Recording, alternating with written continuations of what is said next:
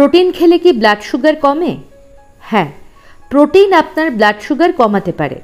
শুধু blood sugar কমানো নয়, প্রোটিন ডায়াবেটিসের আরও অনেক সমস্যাও কমাতে পারে। বিশেষ করে টাইপ 2 ডায়াবেটিসও প্রোটিন প্রতিরোধ করতে পারে। তবে বেশি প্রোটিন আবার বিপদও ঘটাতে পারে। আসুন জেনে নেওয়া যাক প্রোটিনকে কিভাবে সুগার কমানোর উপায় হিসেবে ব্যবহার করবেন। সাথে ডায়াবেটিস নিয়ন্ত্রণে দিনে কতটা প্রোটিন খাবেন, সেই প্রোটিন পাবেনই বা কী করে। আলোচনা শুরুর আগে ডক্টর বিশ্বাস চ্যানেলটি সাবস্ক্রাইব করে বেল আইকন অন করে দিন, যাতে ডায়াবেটিস কন্ট্রোল টিপস নিয়ে নতুন ভিডিও এলে তাকে মিস না করেন। প্রোটিন মোটামুটি 5 ভাবে আপনাকে ডায়াবেটিস কন্ট্রোলে সাহায্য করতে পারে। 1. আপনি যখন কোনো কার্বোহাইড্রেট সমৃদ্ধ খাবার খান, তা আপনার পৌষ্টিকতন্ত্রে ভেঙে সরল কার্বোহাইড্রেটে পরিণত হয়ে অন্ত্রের রক্তজালকের মাধ্যমে রক্তে শোষিত হয়, আর এর ফলেই আপনার ব্লাড সুগার বাড়ে। আপনি যদি কোনোভাবে অন্ত্রে কার্বোহাইড্রেটের শোষণকে মন্থর করে দিতে পারেন, তাহলে ব্লাড সুগারও ধীরে বাড়ে, সুগার নিয়ন্ত্রণ সহজ হয়। এই কাজটি প্রোটিন করতে পারে। কার্বোহাইড্রেটের তুলনায় প্রোটিন পরিপাক হয়ে অন্ত্রে শোষিত হতে অনেক বেশি সময় লাগে। ফলে আপনি যদি বেশি পরিমাণে প্রোটিন জাতীয় খাবার খেতে পারেন, তাহলে প্রোটিনের সাথে কার্বোহাইড্রেটের পরিপাকও স্লো হয়ে যাবে। ব্লাড সুগার আর আগের মতো বাড়বে না।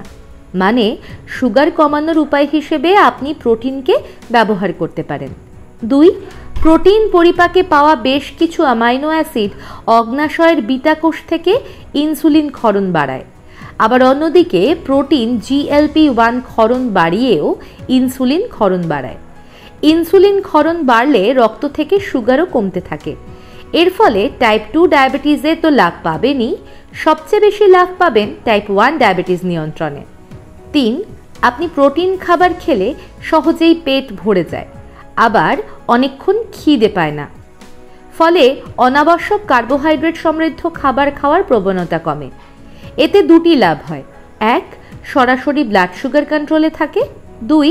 ওজন নিয়ন্ত্রণে থাকে।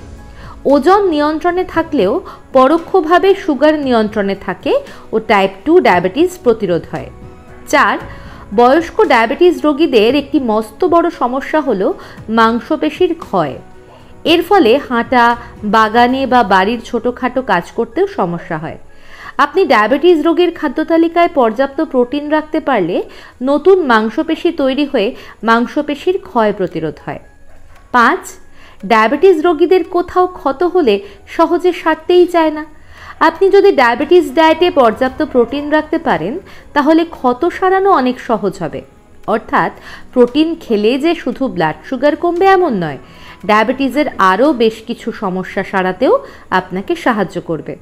এখন প্রশ্ন হলো, ডায়াবেটিস রোগীর খাদ্য তালিকায় তাহলে দিনে কত গ্রাম প্রোটিন রাখতে হবে? বেস্ট প্রোটিনের উৎসই বা কী? এগুলো জানতে বাম দিকের ভিডিওটি দেখুন। সাথে থাকুন, সুস্থ থাকুন।